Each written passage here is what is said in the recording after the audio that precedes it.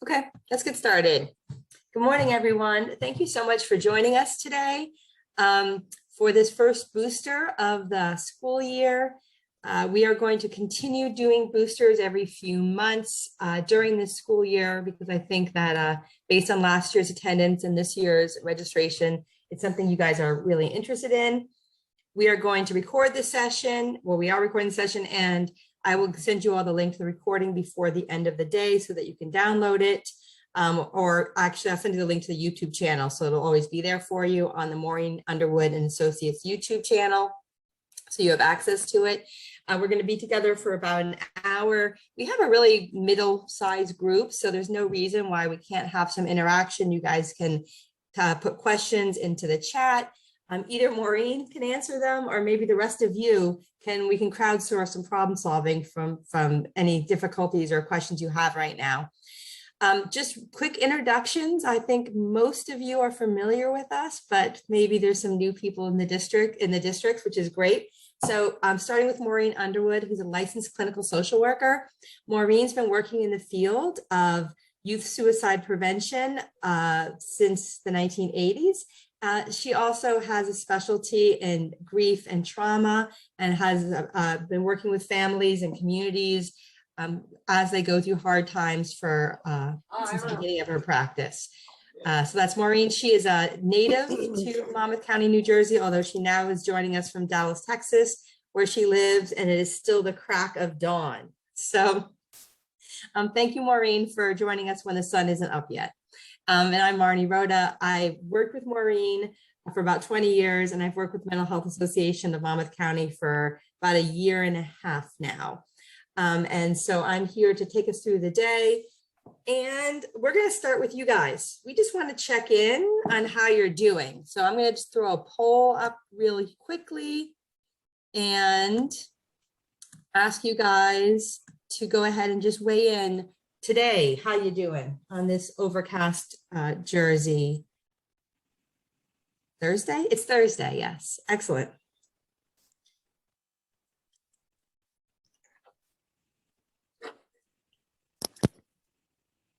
Just giving you guys all a minute to answer. Not a minute, 30 seconds. You saw me for a second? I'm sorry? Nope. Okay, so let me just show you guys the results here. Not too bad. Not too bad. The most of you are hanging in. And hanging in, I just want to say, is good for a short term, but we don't want to live a whole school year in the hanging in place. So I'm hoping that we can help you with some strategies for that. And yeah, some of you are feeling a little bit rough, and some of you are doing pretty good. So thank you for checking in on that. And here's what our goal is today for this back to school booster session. We know that you might be weary still from last year, and you may have hoped at some point that this year was gonna be different than it's shaking out to be so far this year. And so we're really here today to support you by giving you a bit of a boost and by looking realistically at where we are and giving you some tips to help you, help your students. And, remembering that we are definitely in the stage now where this is a marathon, not a sprint. We can't wait for things to get better or get easier. We have to work with what we've got. And that's what the content today is really meant to do. It's helping us work with what we've got. Maureen, do you want to talk a little bit about where we are? Thanks, Marnie. And I want to just say good morning to you all and thank you for being here. I think that when we tried to put it together, we really looked at the global reality where there may be a light at the end of the tunnel, but still, and I think your responses to that poll kind of indicated that there's still a lot of anxiety, chronic stress, disappointment.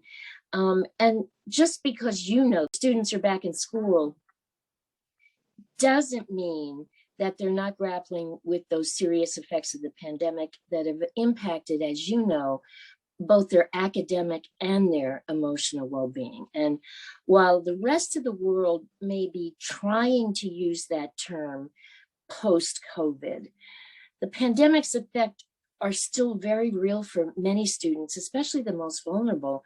And you as their counselors, we know you have to be attuned to their continuing needs and how the pandemic really is exacerbating those challenges. So what we wanted to begin with was we wanted to clarify what seems to be a common misperception, and how we have kind of determined that is, we've been doing a lot of surveys with students over the last 18 months, and it seemed that the misperception was that mental health was like physical health. We all agree that when you're physically healthy, it means you feel good. But the definition for mental health is not the same. It means having the right feelings at the right time and being able to cope when they're unpleasant. So it's a recognition that sometimes you don't have to feel so good and you still are having good mental health. So we think that the reason we're sharing this, it may be helpful to explain this to people, not just to your kids, but maybe to your family members and other folks in your school community who are really doing the best they can at this very challenging time, and to let them know that that's a symbol of mental health. So it's that redefinition that takes some of the stigma and some of the challenge of trying to feel perfect and good all the time ain't going to happen. So I'm going to turn it back to Marnie, because you did share with us in some of the questions you answered at the when you signed in, what some of your challenges are. Yeah, thanks, Maureen. And let me just mention here too that I will send you nearly as soon as this is done today, within an hour or so of it being done, I'm going to be sending you the PDF of the slide deck and the link to the recording. So if it's on a slide, you're going to get it, just as an FYI.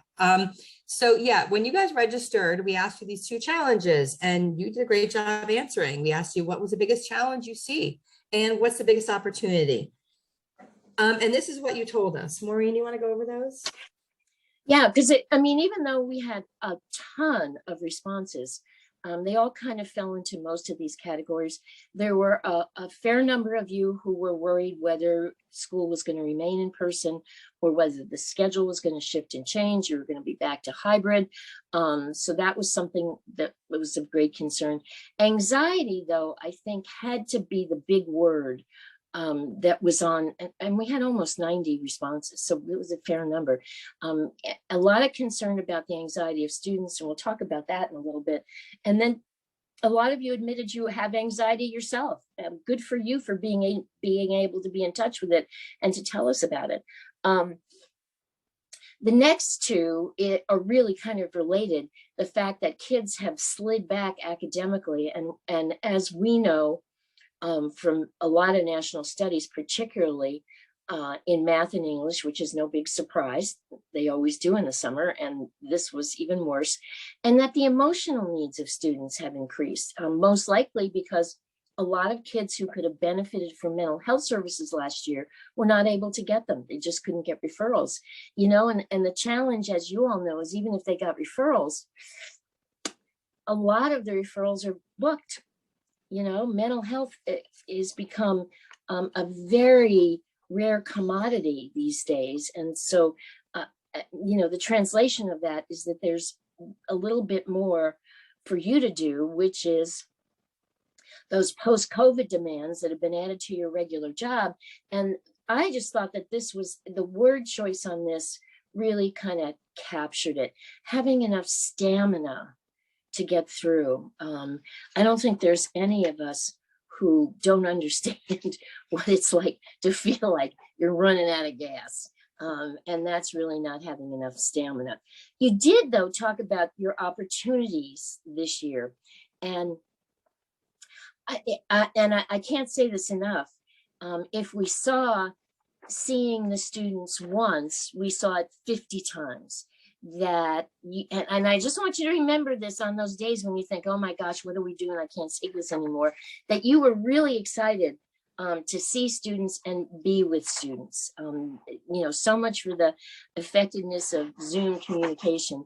Being with kids in reality is so much better. And also being with your colleagues. So remember this, when you have one of those days when you're like, oh, I can't stand anybody, that you were looking forward to this. This is a good thing. Having an organized schedule after sort of what really in some ways was disorganized, even as much as we tried to organize it last year, having a support system. We're going to talk about this more because this is so critically important, not just for you, but your kids. And we wanted to go back to, did we mention that you're excited to see your students again? Yeah, you are. And there was some really inspiring things that you said. I think, Marnie, you were really captivated by something that someone wrote. You want to share it with us? Yes, that ambiguous something that someone wrote. Yes, hold on 1 second. I had a thing and now I don't. Yes, I do have it. Sorry. Yeah, I really thought that this really captured so much. Someone wrote, we have the opportunity to reflect and think about how we have managed to do things in new ways and have been forced to be creative in our thinking. We may be able to improve ways of doing things this year and really, and it's really brought into focus what matters most. And so, to be clear, that person was having a really good day when they wrote that.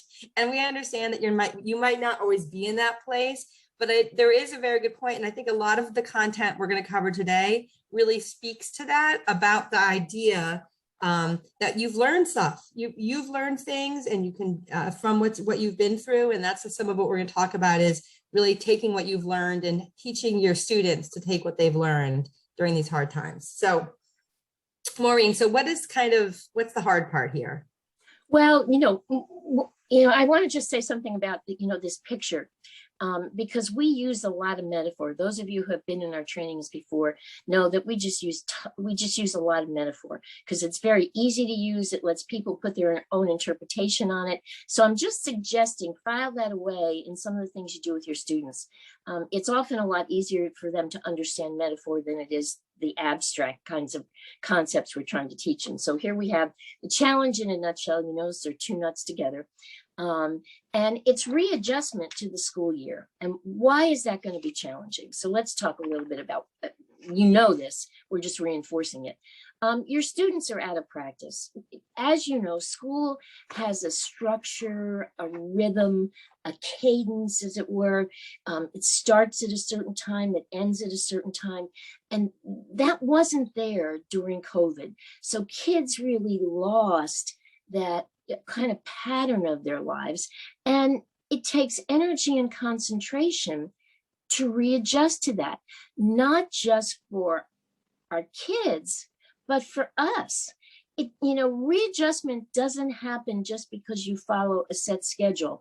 I think we all know this when we start going back to school every fall, that we had a schedule in the summer that tended to be much looser. And a set schedule can really make us feel like we're in a routine. And that's what we need to be having, is that sense of the routine we had before COVID, because COVID took it away. The world is different than it was 2 years ago. It never will be the same. Of course, it never, ever is going to be the same. Every year is different in some significant way. I don't know that we've seen it in as dramatic way as we have with COVID. But the currency of the human condition has changed. We're always changing. So what we always have to do is stay in balance. And that can be tricky sometimes. So let's talk about some of the things that we need to do to try to readjust and stay in balance. And Marnie, can you talk about this one? Yeah, I love this soccer field. So, when we thought about, and you got several of you talked about this when you signed up, about the fact that students are out of practice with the idea of going to school and the rigorousness of the academic environment. Maybe last year seemed a little bit easier for them, at least academically.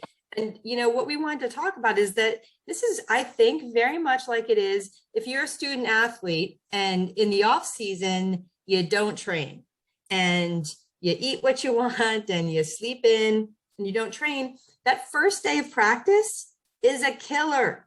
And you might think to yourself, soccer's not for me. This is terrible.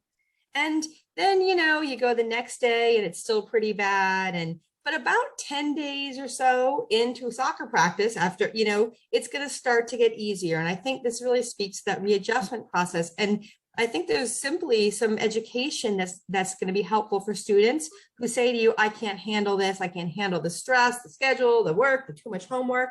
I think, part of it is, like you're adjusting. The adjustment part is hard. This isn't the new reality.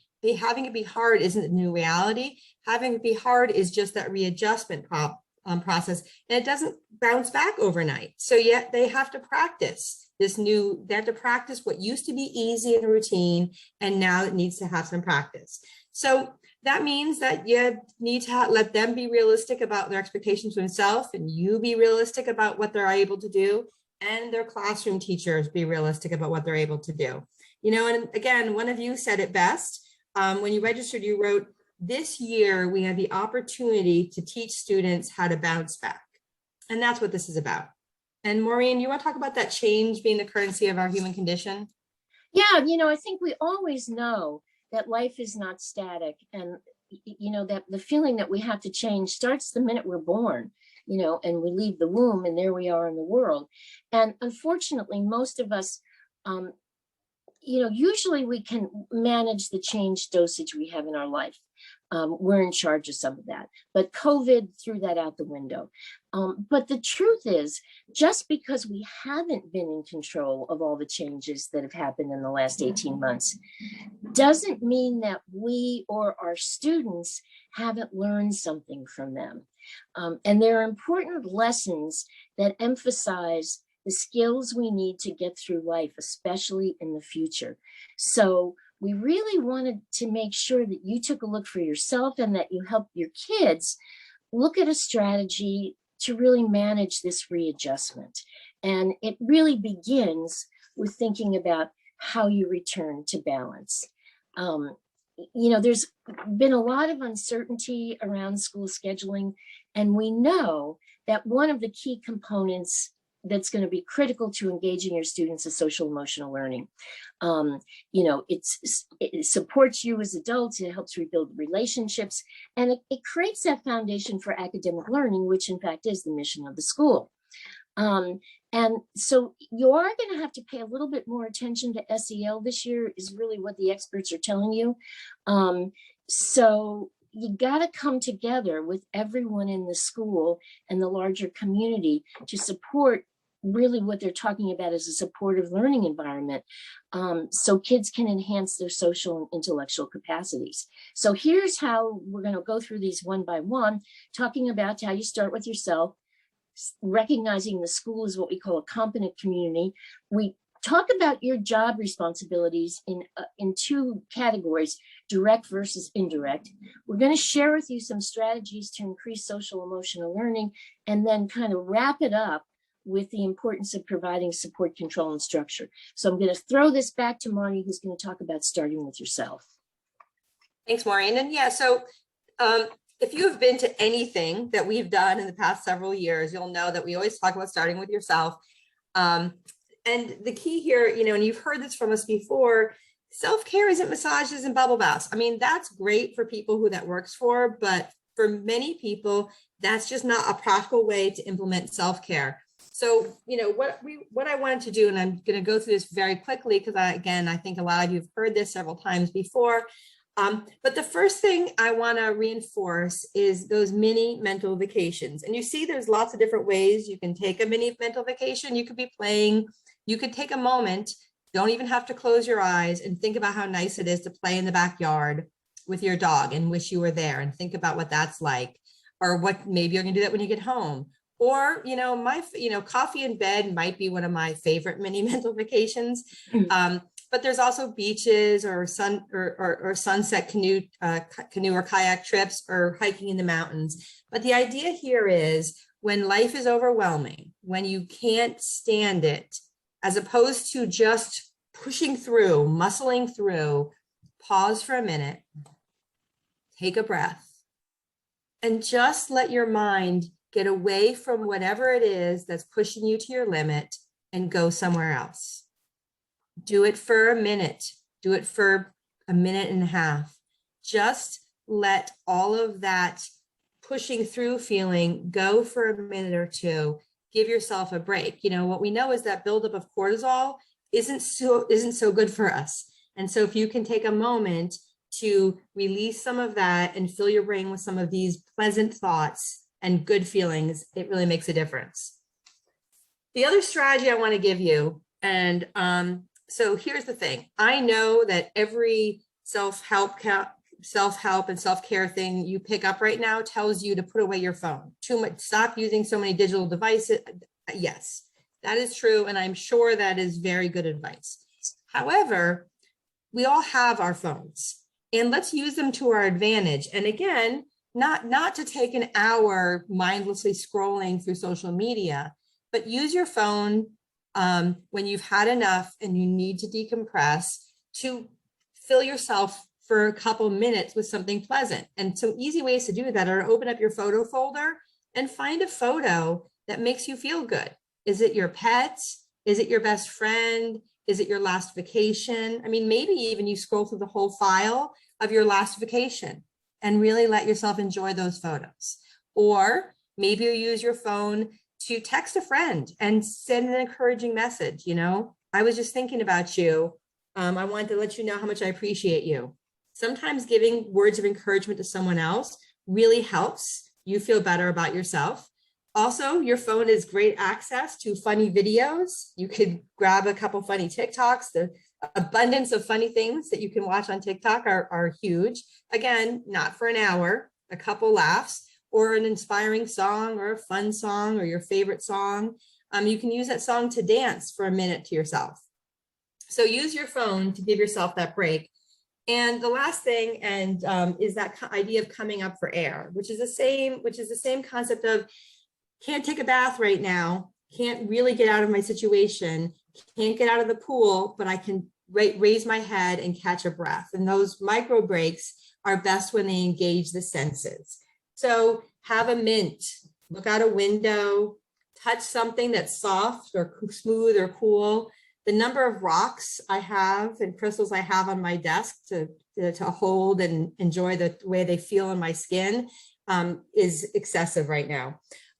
Take a deep breath of an essential oil or a favorite smell. Those are all ways to try to just give your brain a break for a minute, or change up what you're doing, which is to say that if you're sitting and working, you can probably stand and work, right? Move your body a little bit, change your direction, put your chair in a different place. And so these ideas are things you can do anytime, anywhere.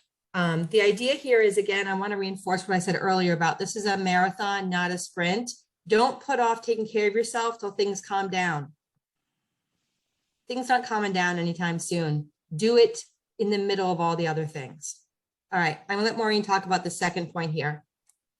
Thanks, Maureen. So one of the things that's important, and again, I want to tell you, we know you know these things already, so we don't feel like we're telling you new news, but we're telling you things that are really helpful to remember at this challenging time. And thinking about your school as a competent community is one of the things that's important to remember. The definition we use, and those of you who've been in our other Lifelines trainings know this, in our school, everyone's concerned about each other's welfare, and we know where and how to get help if a community member is in need. And that includes your parents, your ancillary staff. What's ancillary staff? The folks who work in your front office, in the cafeteria, in the maintenance, the operations staff, the bus drivers. All of those folks are members of the larger community. You are not alone. The point of this is that we sometimes do feel like we're facing the battle alone, especially if you're in a school where you're the only counselor. And we know some of you are in that situation. But if you remember all the other people in the school community and think of them not just as drains, which I know they can be sometimes, but to think about them as resources, that can really be helpful. And let me just go through a few reasons why considering the whole school community is really, really important.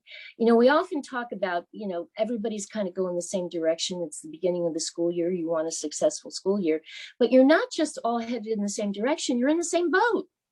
You're not going in 10 different boats down the river. You're not alone. And there is the truth. And I think we all probably know this better than we want to admit, that misery loves company. You probably, if you went through your list of people in your support system or friends, you know the person you can complain to who will say, oh yeah, and I feel that way too. So misery is helped when it's not just yours. There's synergy in problem solving. That's what brainstorming is all about, is two heads are better than one.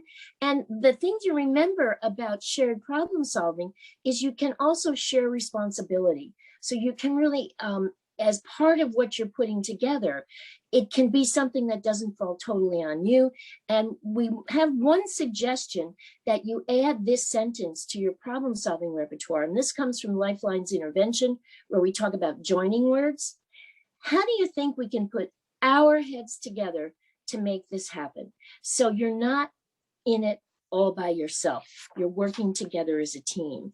And we learned that many years ago, Marnie and I, when we were doing our work with the families who had been impacted by September 11th, we were working very hard to engage the families and connect them to other families who had the same experience, because the kids in particular might have been the only ones in their school who had, lost someone that day. And at some point in time, we realized that social connections weren't just for the students. That unless those of us who were doing the caretaking made some connections for ourselves, we were not going to get through. We just were not going to get through. I will tell you, I think that this happened. We had weekly groups that would meet for families. And there was one week where in between the first group and the second group, they had moved the walkways at ground zero and had found a lot of remains. So we knew some of our families were going to get remains that week, and we were going to have to help them process that in the group. So we just had to figure out some way we could pull ourselves together. And we came across this old Irish proverb. It's in the shelter of each other that we live. And I think it's important to remember this. I've done this training over in Ireland, and it was of no surprise to me when I did it over there. Someone in the group came up and said, oh, are you talking about Isir Scléir and War Nagina? And I said, He said, oh, that's how you say it in Gaelic. So just so you know, that's an important thing to remember. The next thing that we want to talk to you about really are looking at what you do and kind of redefining it.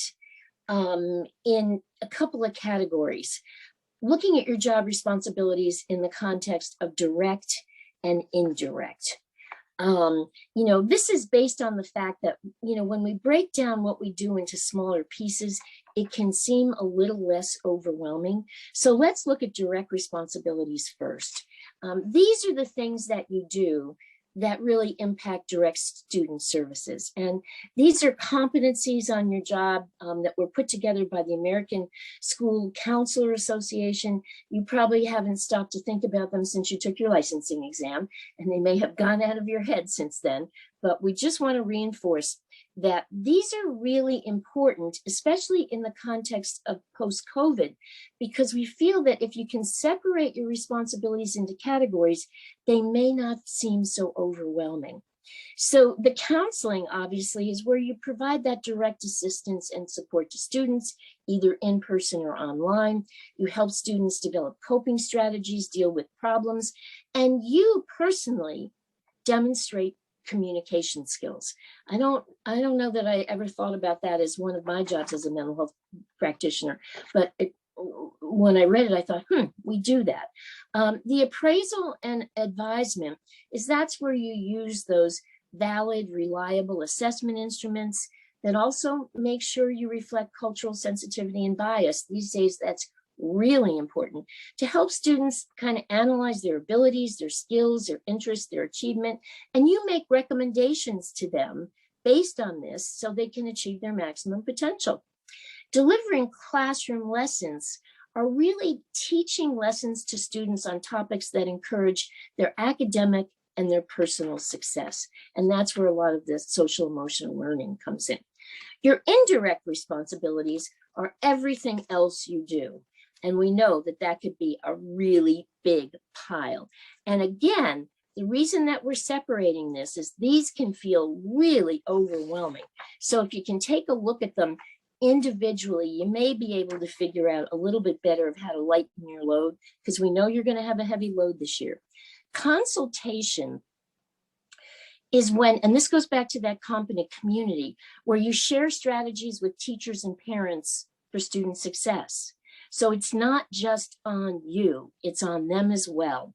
A byproduct of the pandemic, truthfully, has been there's an explosion of well-made websites, and they give you PDFs for classroom activities, for counseling activities that deal with online learning, adaptability, resilience, student wellness, and almost all of these resources are free.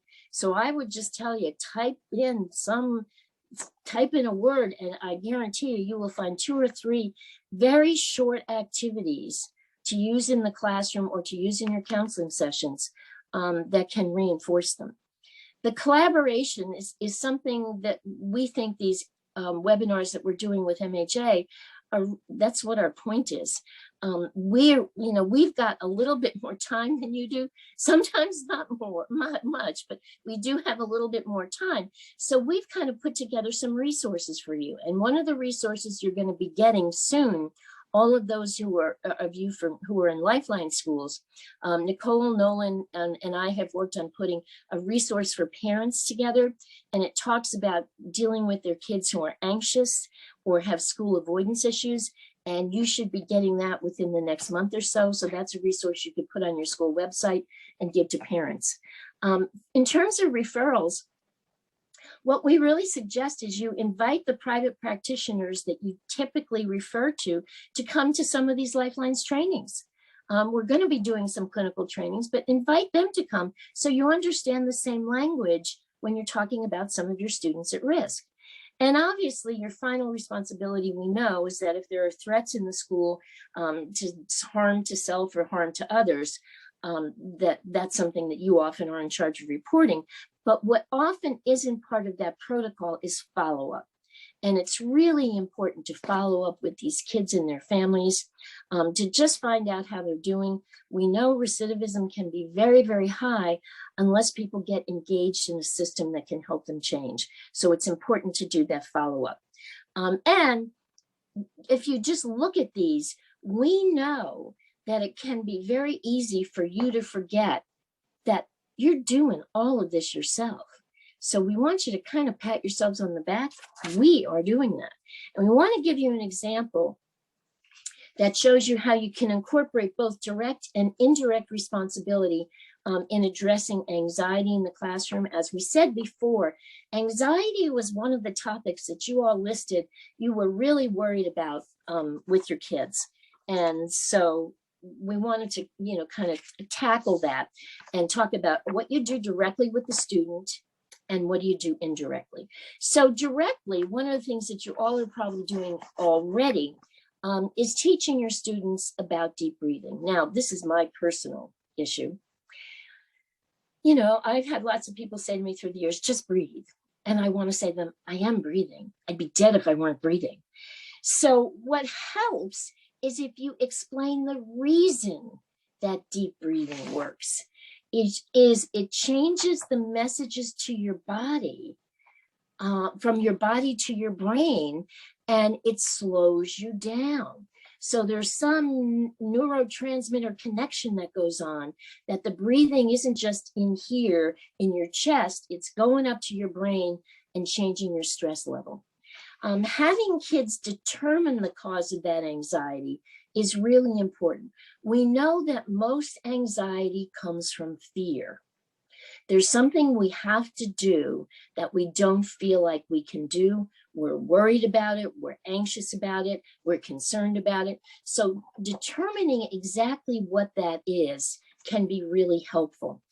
In the Lifelines curriculum, we use the thinking tunnel diagram. Those of you who are familiar with cognitive behavioral treatment will know this comes from the tunnel of cognitive constriction. We call it the thinking tunnel in Lifelines. And if you look in the Lifelines prevention curriculum, we have templates of this for the 5th and 6th grade, where you take a look at Helpful solutions to problems that you have, when you start moving into unhelpful solutions, and then how you get boxed in. And the fact that just by talking to you as a counselor, kids have gone back to a helpful solution. So it really is part of, these are also included in trauma-informed schools. We didn't review today how all of Lifelines kind of fits into the trauma-informed model, but it's all trauma-informed, and that's a piece of it. We also suggest that you may want to draft a safety plan for kids who are struggling with anxiety, and it's a modified safety plan.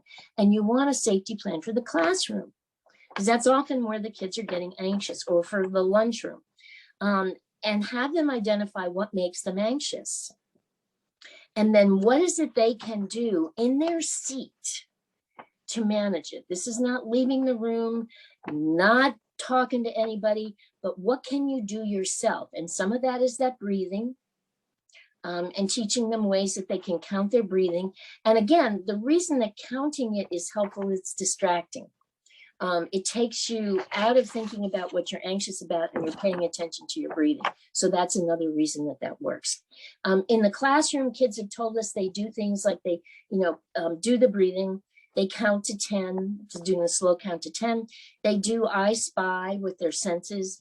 I spy something I see that's red. I spy something, I hear that makes me smile. I spy something I can touch that's soft, that sort of thing. Or as Marnie mentioned before, it's really teaching kids those mini breaks. So you want to teach them the empowerment skills to manage it themselves. And then if they can't, who is it they go to in the school? If you're looking at safety plans in general, usually that next step in the safety plan is, who can I go to who will distract me? In the classroom, that's probably not such a good thing, because they can find lots of people who distract them. So you're going to skip that piece, but you're going to take them to, who can I go for help in the school? And it may include their teacher. And that moves us to the indirect piece of anxiety. So what you're doing indirectly for anxiety is you really are going to do it would be wonderful to do some sort of short in-service to inform and engage your teachers, because they're going to be the ones who are sitting with it in the classroom. And unfortunately, if they're not able to deal with it, they're going to be sending these kids to you. So if you can help them manage it better, it may help your caseload. What we do, in terms of our explanations of all kinds of mental health terms, rather than use the word anxiety, we talk about, anxiety is your early warning system. It's telling you that you got to do something you're afraid of. So when you feel anxious, it's overreacting. There's a malfunction in that early warning system, because it's releasing that cortisol that's telling you to fight, flight, or freeze. And the anxiety is coming from that. So let's talk about it that way, instead of talking about it with a mental health diagnosis of anxiety. You're going to educate about that deep breathing. It's really important to explain why that works. Don't just say to kids, breathe. I'm telling you, there's an awful lot of them out there saying, that's the stupidest thing I ever heard. I'm breathing already. What do you mean? But if you tell them why, then they begin to understand, oh, I'm in charge of this, and this is how I can use my own breathing to make myself feel better. That's one of those being in good mental health.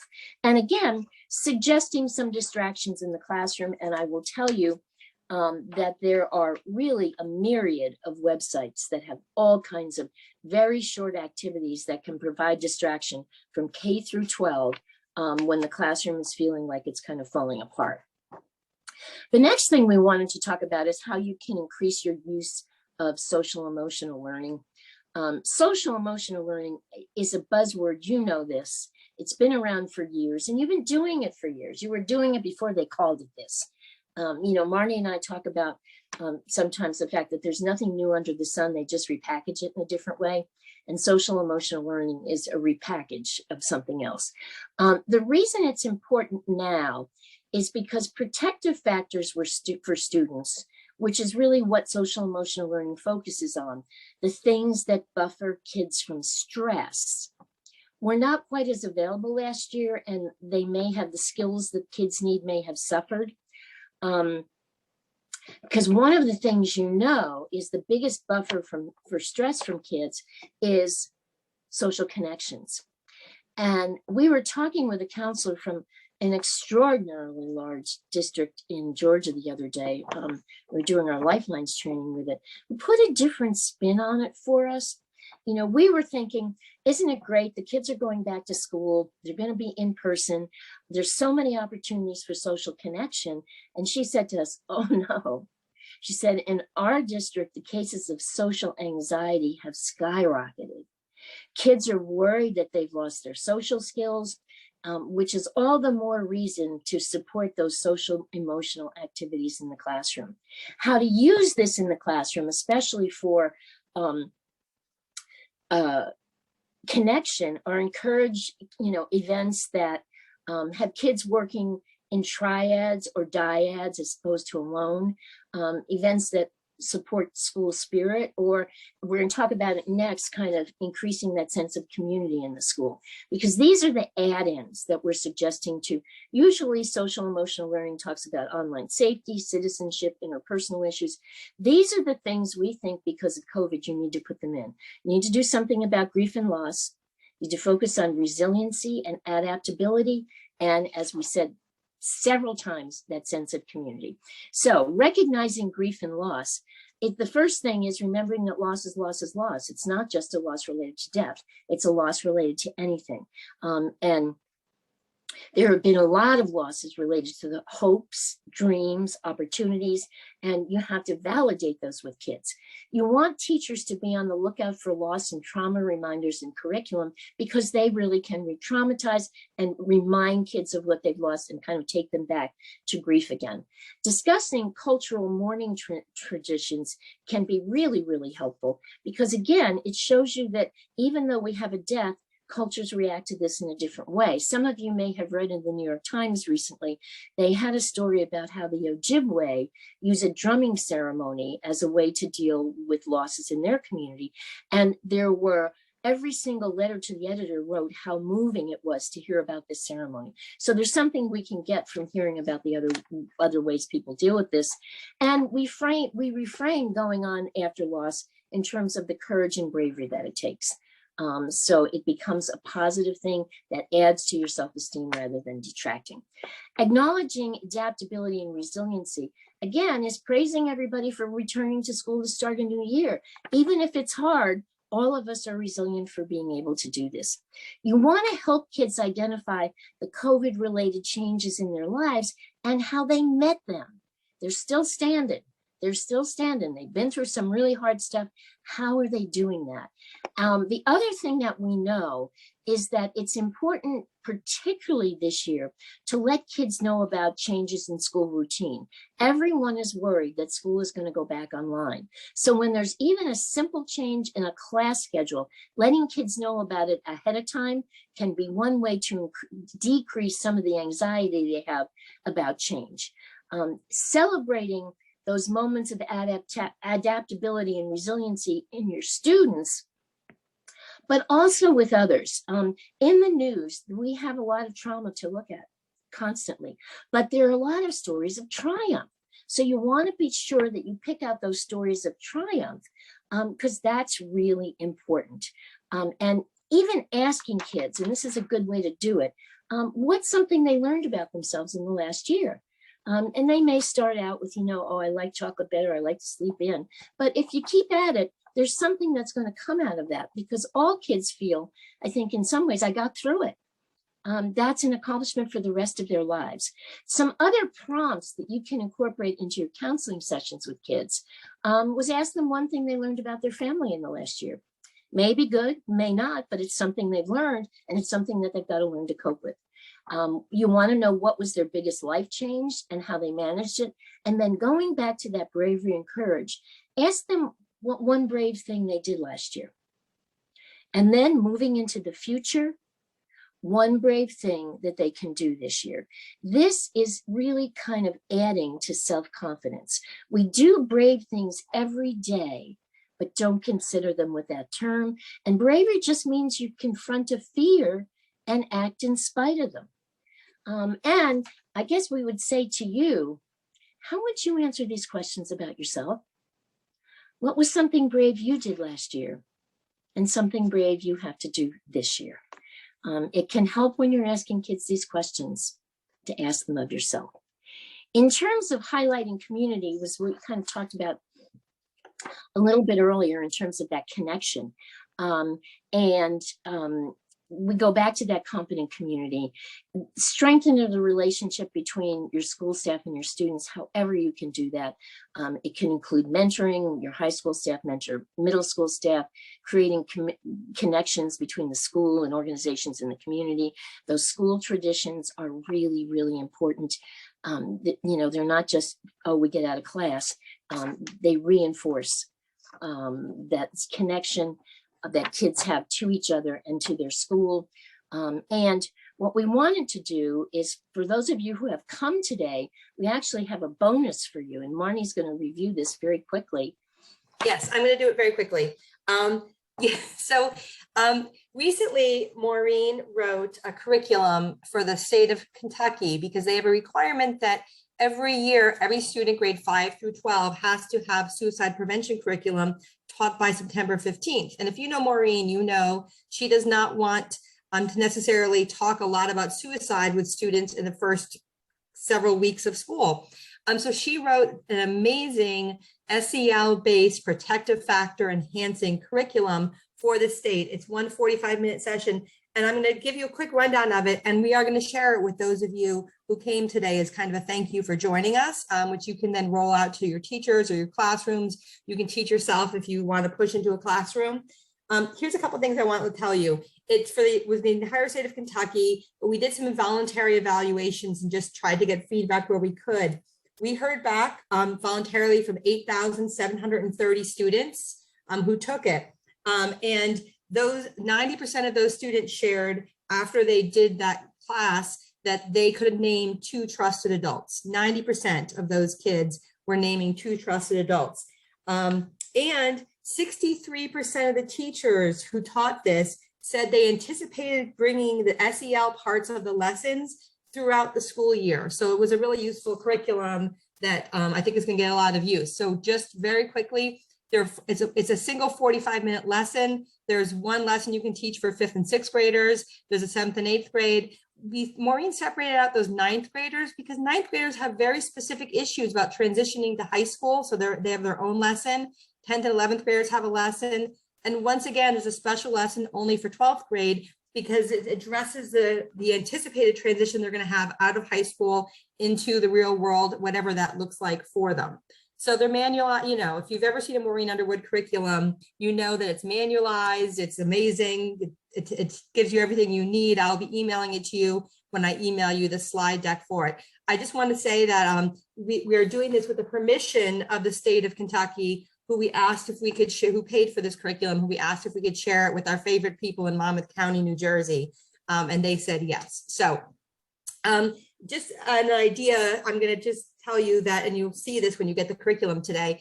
In 5th and 6th grade, we use this idea of a backpack kind of as a theme throughout the younger kids. And we talked about what kids learn in this lesson is they identify hopes and expectations for the school year. They get some information and activities around how to prepare for success, how to set yourself up so you can maybe get your hope or expectation come true, and then what to do when something goes wrong. And then similarly in 9th grade, we switch from a backpack to a locker. And for these grades, we again talk about at their developmental level, their hopes and expectations, how to prepare for success. And this 9th grade has a huge section on what Maureen and her grandson put together is called Ways to Chill. And that is really addressing the fact that 9th graders might have an increased anxiety. And so there's a handout with this lesson with about 5 or 6 strategies for calming anxiety. That handout is so great. You might want to just give that to lots of students. You can pull it out of the curriculum and use it other places. And then again, the curriculum ends with what do you do when you need help? Because it's that kind of that balance of making plans and then knowing they might sometimes go wrong. So I'll email that to you guys later on today. And feel free to use it yourselves with your students or give it to teachers to use. And I'm going to give this back to Maureen. Maureen, you want to talk a little bit about also support, structure, and control. I know we say this a lot, and it's because it's important, right, Maureen? It's really important, and this is one of Marnie's favorite parts of this. But let me just take you through very quickly what kind of support, control, and structure your students need, especially now. They need to understand that that transition to this school year is going to be challenging. And again, as I said, you want to use maybe a modified safety plan to help kids identify what specifically is going to be stressful about the return for school for them. And you educate them about, what are the signs in your body that tell you you're stressed? And then you have them practice that de-stressing technique, which is that emotional regulation that social emotional learning talks about. So using these three concepts gets you into that. Marnie, do you want to just talk very briefly about what these are in particular? I do. And here's the thing. I'm going to move at warp speed because I want to let you guys be done on time. And a lot of these things you already know, and you're about to get the PowerPoint and you can just look at the list. So when it comes to reinforcing support, what we did was we broke this out into both your direct responsibilities, how you do this, and then we gave you tips for each of these on indirect. So when it comes to the direct responsibilities, how do you provide support? First of all, let me just say, you guys know what you're doing. You as counselors are supportive of your students by definition. Just your existence in the school is supportive. And so what you're going to do, and you've heard us talk about this several times now, you provide opportunities to redefine, to look at their COVID experience or their experience in the past year and praise bravery, validate help seeking, praise them for adaptability. This is all reframed because, this is all the same running through our entire talk today. And then you're going to do that job that you always do so well, which was advocate with teachers and parents for any help students need. Taking that idea into the classrooms, this is that indirect responsibility where you're going to support teachers, is you're going to remind teachers to do the same thing you do, provide opportunities to discuss their shared experiences and what they've learned. That can be actual classroom assignments. Let teachers know that kids are going to need brain breaks, especially during this adjustment time. They can't, again, going back to soccer practice, your first day back at practice, you're not probably running the mile without stopping to walk. 2 weeks in, you maybe can, but let teachers know that they're going to have to make some accommodations, especially during the adjustment. Those accommodations will probably include limiting homework when possible. Again, praising students' resilience and adaptability, helping teachers realize when you call out and notice that resilience and adaptability, it makes a difference. And encouraging them to reinforce their availability to students, not just your availability, but how they're available. Structure. This is what you do, that you get that structure by explaining how the help seeking process works, set up regular times with students when you can, and use written schedules. So you're just reinforcing the structure of the school that those kids missed last year when life was chaotic and they were maybe trying to talk to you while the dog was barking and the little brother was running around. In the classroom, structure is so important. The school day is structured, so you want to really maximize and use it to have teachers use it to their advantage, minimize clutter, reinforce organizational skills, practice those new routines, and have consistent boundaries.